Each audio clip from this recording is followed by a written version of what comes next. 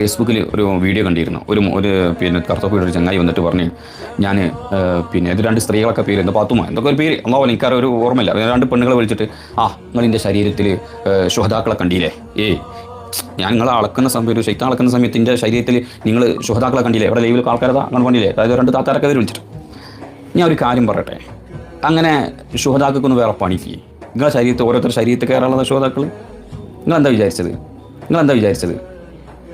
അങ്ങനെ ആരെങ്കിലും പറയുന്നുണ്ട് നമ്മളെ മേത്ത് ശൈത്താൻ, അങ്ങനെ ആരെങ്കിലും എൻ്റെ മേത്ത് ശുഹദാക്കളുണ്ട്, എൻ്റെ മേത്ത് വലിയ കയറുന്നുണ്ട്, ഔലിയാക്കൾ കയറുന്നുണ്ട്, ചില ശുഹദാക്കളുണ്ട്, ഔലിയാക്കൾ അള്ളാൻ്റെ ഔലിയാക്കളൊക്കെ എൻ്റെ മേത്ത് കയറുന്നുണ്ട്, നിങ്ങൾക്ക് കാണാൻ കഴിയില്ലേ എന്ന് ആരെങ്കിലും ഒരാളങ്ങനെ പറഞ്ഞു വിചാരിക്കുക. നിങ്ങളവ മനസ്സിലാക്കിക്കോളൂ അവൻ്റെ പേര് ശൈത്താനാണ്. ഏതെങ്കിലും സേവയോ അല്ലെങ്കിൽ ഏതെങ്കിലും ശൈത്താനിയത്തായിരിക്കും, അല്ലാതെ വേറെ ഒന്നുമില്ല. അത് നിങ്ങൾ ആദ്യം നമ്മൾ മനസ്സിലാക്കേണ്ട ഒരു വിഷയമാണ്. അല്ലാതെ എന്തല്ല അത് ശൈത്താനിയത്ത് ഒരു എന്തെങ്കിലും സേവയോ കുട്ടി ചെയ്ത്താനോ വേറെ എന്തെങ്കിലും ആയിരിക്കും.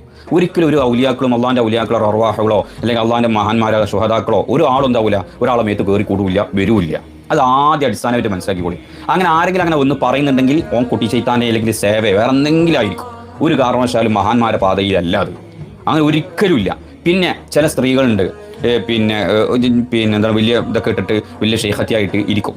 ഏത് നഫീസത്തുൽ മിസ്രിയ റളിയല്ലാഹു അൻഹ എന്നൊക്കെ പറഞ്ഞത് ഇബാദത്ത് കൊണ്ട് അങ്ങേയറ്റത്തെ ലെവലിലെത്തിയവരാണ്. അവരല്ലട്ടോ ഇപ്പോഴത്തെ കാലത്ത് ജിന്ന് കൂടിയിട്ട് മറ്റേ നല്ല ആൾക്കാരാണ്, മുഅ്മിനീങ്ങളുണ്ട്, ഞാൻ അള്ളാൻ്റെ ഔലിയാക്കളാണ്, കുറേ മക്കളില്ല, അല്ലെങ്കിൽ ഞാൻ വലിയാണ്, ഞാൻ വലിയത്തിയാണ്, ഞാൻ വലിയ മഹാനിൻ്റെ അടുത്താണ് എന്നൊക്കെ ഒരാൾ പറഞ്ഞു വന്നിട്ട് വലിയ ഷെയ്ഖത്തായിട്ട് വരികയാണെങ്കിൽ പറഞ്ഞ് നമ്മൾ മനസ്സിലാക്കിക്കോളാം. നമ്മളെന്താ അവരിതുകൊണ്ട് ഓരോ വാട്ടിൽ പോയിക്കോട്ടെ, ഓരോ വാട്ടിൽ നമ്മളെ ഒരാളെ ആകാൻ നിൽക്കേണ്ടതാക്കാൻ ഓരോ വാട്ടിൽ പോയിക്കോട്ടെ. പക്ഷേ എന്തല്ല യഥാർത്ഥ റൂട്ടിൽ സോഫീസ് ആണെന്നോ അല്ലെങ്കിൽ യഥാർത്ഥ റൂട്ടിലാണെന്നോ അവരെ കുറിച്ച് പറയാൻ നമുക്ക് അർഹതയില്ല. പറയാൻ അവരെ കൊണ്ട് അതില്ല, അവർ അർഹന്മാരല്ല. അത് നമ്മൾ മനസ്സിലാക്കിക്കൂടാ. ഇൻഷാ അല്ലാഹ്.